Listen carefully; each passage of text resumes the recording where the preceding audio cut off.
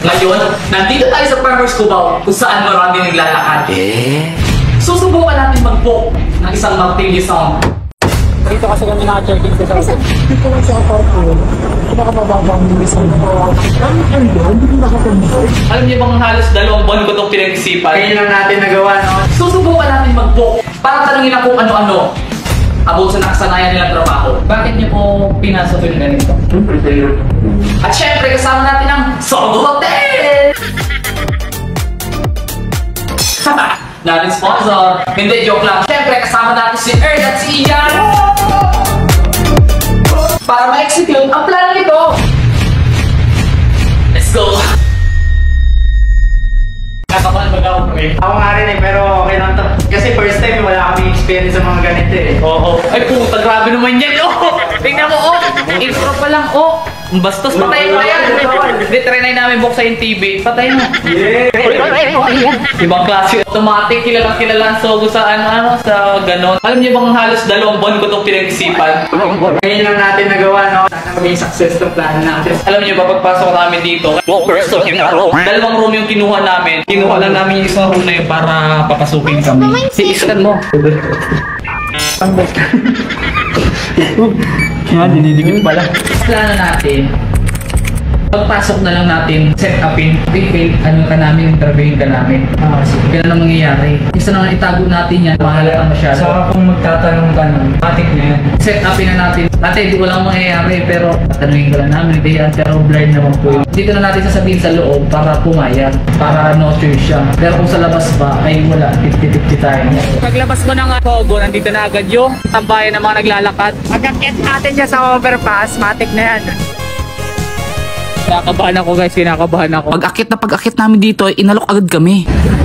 Sinisit-sitan kami dito pero dineded ba lang namin kasi di pa kami ready, kinakabahan pa kami. Tatawag lang.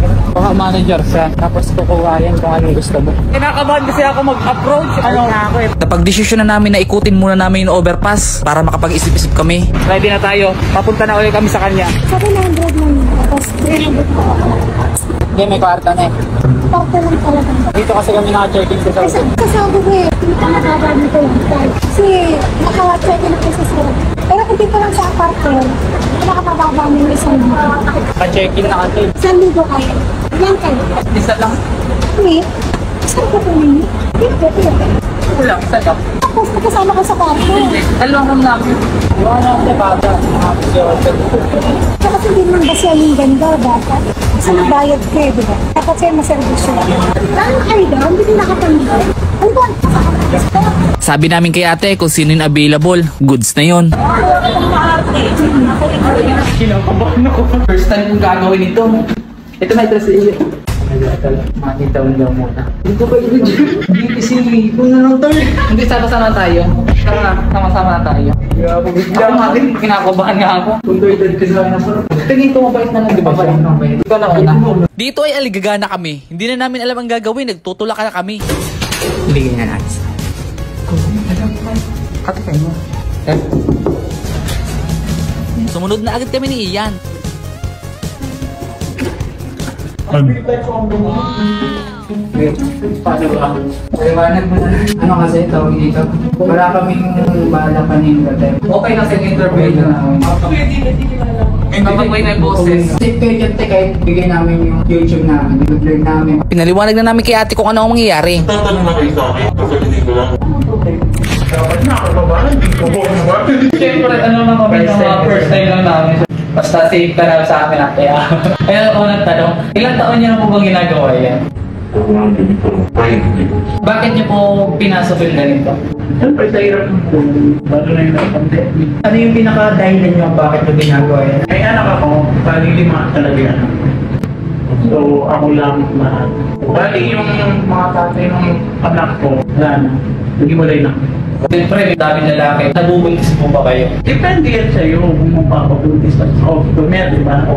Pero syempre ako, gusto ko kailangan, ano rin ako, hindi na ako. Pagkatrabaho lang talaga. Trabaho lang. Walang pension na. Nakakailan kayo sa araw?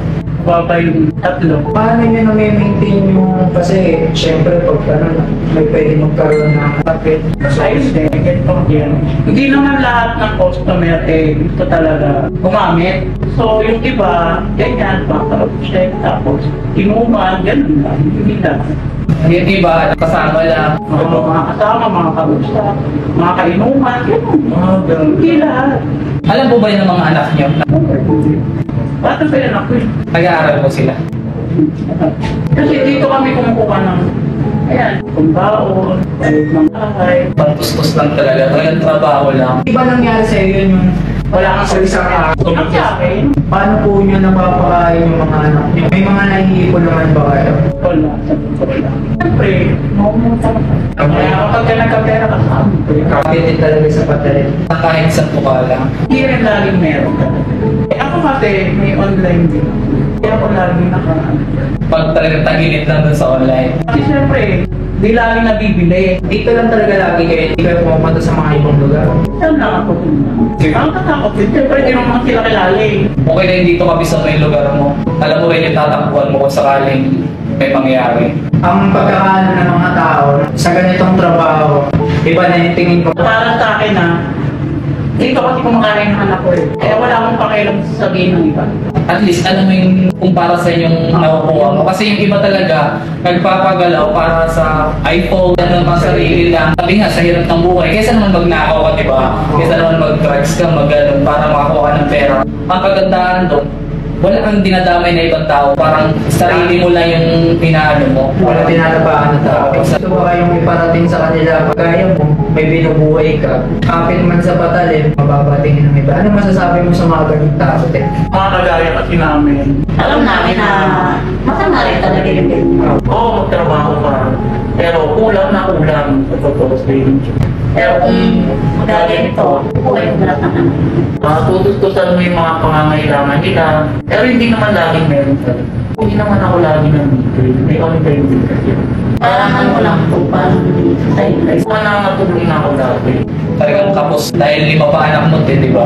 Tapos nagdadatas pa sila. Magkano yung kita mo, te? Pinakamataas na kita. Depende sa customer. Kasi may customer na sa bulan mo ba? Magkano yung pinakamataas? 15 kilo. Nakakababa ako. Ano? 500. So, isang tao lang yan. Yung mga nakaka-book nyo, hindi ba kayo nagkaindawan? Hindi nangyari din. Meron kami na lang nung Hindi na pang nasawa mo eh. Bali, customer ko siya ng 2 years. Ngayon, asawa ko siya ng 8 years. Hanggang ngayon. Alam niya yung ginagawa mo. Alam mo yung ginagawa ko? sa ngayon kasi wala ng trabaho, nagkasakit siya. So ako muna, pag may trabaho na siya, ako alis. Kung lagi maintain naman. Sa bagay, nakilala kang ganyan. Nakilala. Tanggapin kang ganyan. Siyempre, wala rin naman ako yung sa kanya na magandang trabaho. Pero tinatry ko naman talaga magbago. Pero talagang kulang. Yung mga nagiging customer mo, te, Pilipino lang. May foreigner din. Kaya, siyempre, hindi naman tayo magaling mag-English. Okay. Matanong lang ha, sorry sa tanong. Nasubukan nyo na ito yung example sa... Ay, hindi ko. Saan ang gano'n? Meron kasi yung buhay sa lang. Kasi ate kasi ano lang, parang trabaho lang. Hindi pa kasi yun, yung pumapayag na gano'n, pera-pera na. Kung malaki makukuha ko ng kulit. Kasi nung kayo sa akin, may panggastos kami sa araw, gano'n. Okay na ako doon. May customer ka na, gaya ng sabi ko na malaki ng bigay. May naranasan ka na ba yung ano, te? Nasaktan ng customer. Oo, nasapak na. Matay pa na. Sinaktan ka tapos hindi ka binayaran. Oo, nangyari yun. Masakit yun. Kasi sinaktan ka na tapos hindi ka pa binayaran. Kunyari, buong gabi, pinagalaw ka lang ng ginagalaw. Eh, hindi. Siyempre, hindi naman ako kasama ng gano'n eh. 12 hours, gano'n na tayo. Eh, hindi na. Harap ka na ng iba. May Wala yan. Kwentuhan lang naman tayo. Inuman. Tapugal ako sa'yo. Talagang kwentuhan lang, inuman, ay pakasama lang. Hindi ko naman yan naabol na magpatalap ako. Gano'n, hindi naman eh. Sinaktan ka tapos hindi ka binayaran. Na-trauma ka ba doon na parang tumigil ka? Trauma talaga ako sobra. Parang ayoko nang bumaba dito. Pero wala akong doon kasi kailangan ng pera. Yung mga tayo noon, sakit yata. Nagpahinga ka ba doon ng ilang araw? Hindi. Talagang kahit na natatakot ako, pinipilit ko. Inspiration mo lang yung anak mo. Sa akin, hindi na maulit yun. Isip ko na lang, kailangan ko ng pera. Pantustos, hindi pa sarili. Ilang taon ka tayo nagsimula niyang ganyan? 19? Ilan taon na kayo ngayon? Dito na. 13 years na. Hindi. Parang sa akin ako. Paputol-putol. Bali mo pagsasamahin lang 5 years na. Sa bagay kasi sabi mo nga, kapag wala lang talaga, dito lang. Successful pa rin, pinakawa mo. Successful. Success! Ano masasabi mo sa mga ganong sitwasyon na ginagawa nila yung dahil sa pamilya nila? Ngayon, naliwanagan na ako na hindi lahat ng nag-aano dyan, pang sarili lang talaga nila. Yung iba talaga, no choice kasi may binubuhay sila. Ano masasabi mo? Wala akong masasabi. Iba-ibang tustos lang sa kanilang pamilya kasi sa hirap nga ng buhay, mahirap magkuha ng trabaho at kung may trabaho ka naman, hindi sapat yung kinikita. Don't judge. Don't judge. It's over. Basta huwag kayong manghusga.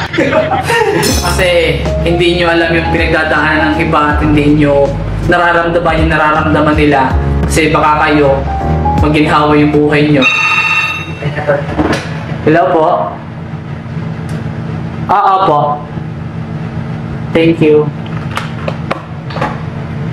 Naliwanagan na ako. Hindi pala lahat ng ganitong trabaho, sarili lang iniisip. Yung iba, kapos, hindi talaga sapat yung kinikita sa trabaho. Kesa naman sa iba, magpapagalaw para sa kasiyahan lang, pansarili lang, magkaroon lang ng mga bagay na mabibili. Para sa akin, masasabi ko si ate is better than Robin Hood. Yun, maraming private si ate na hindi namin pwedeng ilabas. Kami lang yung nakakaalam about sa sitwasyon nila. Nagiging emotional si ate pag usapang pamilya. Tapos yung sitwasyon nila. Dahil successful na tayo, enjoy natin. Yes, 2 hours pa!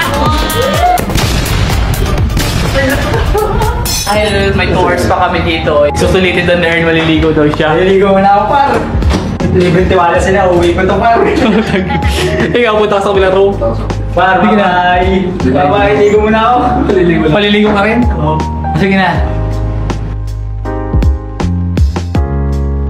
May tanong pala ako sa'yo, pre. Di ba ikaw yung kasama niya kanina? Nauna na kami ni Ian tumaas, tapos pinabayaan na kita. Anong pakiramdam? Anong naramdaman, pre? Kagani, iyak-iyak ako, promise. Kasi bigla kang tumakbo eh. Sabi mo, dahilan mo pa, pupunta ko lang si Ian. Butik, alam ko na eh. Iiwan ako eh, tapos pagpasok, katinginan na yung mga nag-aantay, tol. Kasi nakita ko, hindi ko naman kaedad. Matik na yun, alam na nila eh. Tapos yun nandun na, binigay ko na yung binigay sa atin kasi lumabas tayo, di ba? Binigay ko na yung papel. Gagi yung mga staff, nakatingin sa kanya. Titingnan talaga. Iyang-iya ako, isip-isip ko, iniiwan ako ng dalawa. Bakit ka to ah?